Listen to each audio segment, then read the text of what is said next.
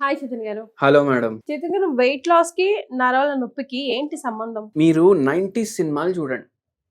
90s సినిమాలు ఏ cinema చూసినా hero గాని హీరోయిన్ గాని ఒకటి గులాబీ పువ్వు, దానికి ఒక దండి ఉంటది, కాలేజ్ పిల్లలు ఉంటారు, ఒక అమ్మాయికి ఇస్తారా? చాలా మంది ఇస్తారు. ఈ అమ్మాయి ఏం చేస్తుంది? ఆ గులాబీ పువ్వు పట్టుకొని పుస్తకంలో పెట్టుకుంటారు. ఆ పుస్తకంని అట్లనే వదిలేసి దాని మీద ఇంకో 10 పుస్తకాలు పెడతారు. అంటే ఏమైతుంది? బరువు పడుతుంది దాని మీద. ఇప్పుడు ఒక నెల తర్వాత ఆ గులాబీని తీసి ఫ్రేమ్లో పెట్టి పేపర్ మీద అతికిచ్చి చేసి, అరే మా వాడు ఇచ్చిండు నాకు అనేసి గుర్తింపగా, ఈ గులాబీ ఎంత లావుగా ఉండే, ఎంత మంచిగా ఉండే, దాన్ని ఇట్లా గుర్తుగా మనం పెట్టుకున్నాం, కానీ ఇట్లా పిసికిపోయిందా లేదా మొత్తం? డిహైడ్రేట్ అయిపోయిందా లేదా మొత్తం? ఎట్లా అయింది? పుస్తకం మధ్యలో పెట్టి దాని మీద 10 పుస్తకాలు పెడితే, అంటే దాని అర్థం ఏంది? గులాబీ చచ్చుబడిపోయింది. అవునా కాదా? ఇప్పుడు ఆ పుస్తకాల బరువు మీ శరీరం బరువు తోటి కంపేర్ చేయండి. మీ బాడీలో కూడా నరాలు ఉంటాయి. దాని మీద పుస్తకం మీద పడిన బరువు, గులాబీ మీద పడిన బరువు అట్లనే మీ నరాల మీద పడుతుందా లేదా? బరువు ఎక్కుంటే ఎక్కువ బరువు పడుతుంది. ఎక్కువ బరువు పడితే ఆ నరాలు చచ్చుబడిపోతాయా లేదా? ఇంతే ఆలోచించండి మీరు.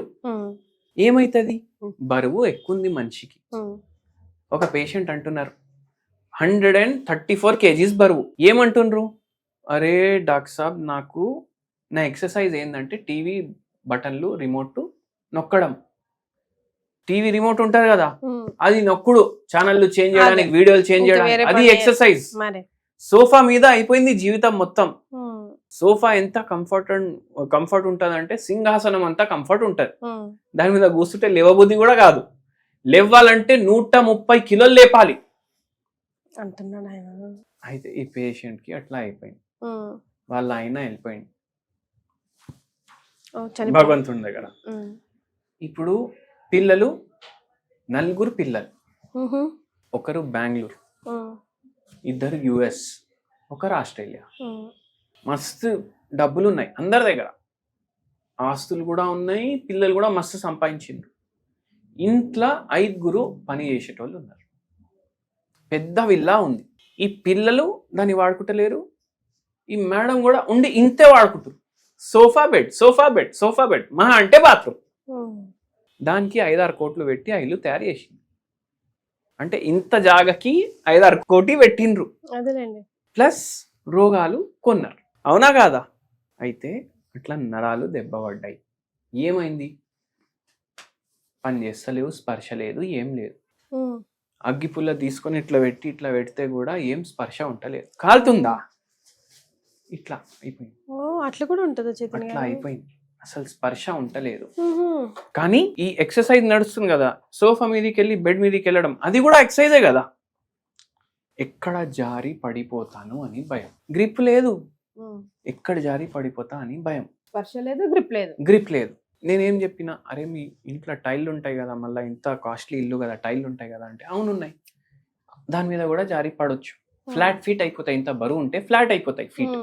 అక్కడ కూడా నరాల మీద కంప్రెషన్ అవుతుంది. ఇవన్నీ అవుతుంది. ఈడికెళ్ళి మొత్తం కింద వరకు లాగుతుంది. స్పర్శ లేదు కానీ లాగుతుంది. షుగర్ పెరుగుతుంది, బరువు పెరుగుతుంది, తగ్గట్లేదు. ఏం చేయాలి చెప్పండి మీరు అని వచ్చింది. అన్ని ప్రాబ్లమ్సే.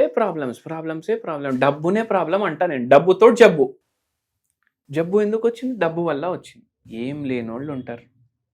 ఇప్పుడు ఎవరో హమాల్ పని చేసేటోళ్ళు ఉంటారు, రోజుకి 1000 రూపాయలు సంపాదిస్తారు. పెండ్లాం పిల్లలతో కూర్చొని మంచిగా 2 పూటలు తింటారు, సుఖంగా పడుకుంటారు, అప్పు లేదు, గిప్పు లేదు. అవునా కాదా? సుఖంతో నిద్ర వస్తుంది. ఇప్పుడు ఇది ఇల్లు ఇంత కట్టాలంటే కూడా హోమ్ లోన్ అయితే కావాలి కదా. మరి ఆ హోమ్ లోన్ కట్టాలంటే ఆలోచిస్తాం, అరే ఇన్స్టాల్మెంట్ పోతుందా లేదా, మళ్ళా ఇంతమంది పనులు, ఆ డబ్బు ఏడా వెళ్ళిపోతుంది, డబ్బు ఎక్కడికి వెళ్ళిపోతుంది అనేసి కూడా భయం ఉంటుంది కదా.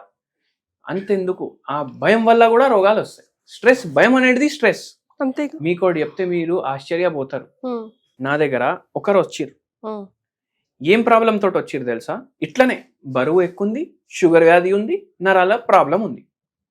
ఏడికెళ్ళి వచ్చిర్రంటే గుజరాత్కి వెళ్ళి వచ్చిండ్రు. వాళ్ళ ఆస్తి ఎంత ఉంటదంటే 300 కోట్ల ఆస్తి ఉంటుంది. ఆయన నాకేం చెప్పిండు తెలుసా, ఇప్పుడు వాళ్ళ ఆమె కూడా నీతోటి వస్తా నేను హైదరాబాద్కి, డాక్టర్ చేతన్ దగ్గర పోయి చూపించుకుంటున్నావు కదా, నువ్వు రాకు, దయచేసి రాకు. ఎందుకు రాకు, మనం ఫ్లైట్లో పోతాం, ఇది దుబాయ్ నుంచి పోయింది అనుకో, ఇద్దరు పోతాం, డబ్బు ఎవరు చూసుకుంటాడు? డబ్బు స్ట్రెస్ ఆయనకి, అది కూడా ఒక స్ట్రెస్. నువ్వు రాకమ్మా, నువ్వు ఇక్కడే ఉండి నేను పోయి వస్తా. అయితే అట్లా తయారైతురు జనాలు. టెన్షన్, ఆ టెన్షన్ కి రోగాలు, నిద్ర రాదు, నిద్ర లేకపోతే కూడా ఇది పెరుగుతుంది. అయితే ఈ పేషెంట్ కి చెప్పినాం కొన్ని ఫుడ్స్. ఏ పేషెంట్ కి, ఆ సోఫా పేషెంట్ కి ఏం ఫుడ్లు చెప్పినాం? ఒకటి ఏంటంటే మన నల్ల శనగలు ఉంటాయి, దాన్ని మొలకలు చేయాలి. రైస్ 1:1 ఇది బిగాయించి పెట్టుకోవాలి, ఇది పిసాయించుకోవాలి. ఏం తయారైపోయింది? దోశ పిండి తయారైపోయింది. ఆమ్లెట్ ఉంటుందా? ఆమ్లెట్ ఎంత టేస్టీ ఉంటుంది ఆమ్లెట్. మంచిగా దాని మీద బటర్, కొంచెం మిరియాల పౌడర్, కొంచెం ఉప్పు, మళ్ళీ దాంట్లో కొంచెం కొత్తిమీర వేస్తే ఎంత బాగుంటది. అది ఎంత బాగుంటుందో దానికన్నా ఈ దోశ బాగుంటది. మినపప్పు ప్లస్ శనగలు, మొలకెత్తిన శనగలు మిక్స్ చేయమంటున్నారు. మిక్స్ చేసుకో, 2:1 ఒక దోశ తినాలి రోజు.